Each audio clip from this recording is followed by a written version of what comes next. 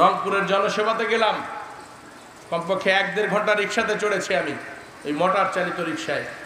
আমি বললাম, ভাই কেমন আছেন? বলতেছে, আল্লাহর রহমতে খুব ভালো আছি। আগে কি দল করতেন? কয় জাতীয় পার্টি করতাম, এরশাদের লাঙ্গল করতাম। মানে এখন কি করেন? কয় শেখ হাসিনা ছাড়া কিছু বুঝি না ভাই। আমি বললাম, কেন করেন? কয় এই রিক্সাটা আমার না, আমি 400 টাকা দিয়ে ভাড়া নিয়েছি। কমপক্ষে 1000-1200 টাকার এখানে ভাড়া পাই আমি। এখানে 400 টাকা দেওয়ার পরেও 500-700 টাকা আমার কাছে থাকে ভাই। আমার বাচ্চা কাচ্চা লেখাপড়া করে, আমরা খুব ভালো আছি ভাই।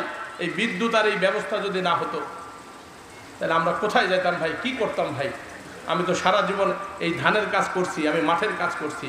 ধান যখন লাগায় তখন কাজ থাকে, ধান যখন কাটে তখন কাজ থাকে, বাকি সময় তো বসে থাকি ভাই।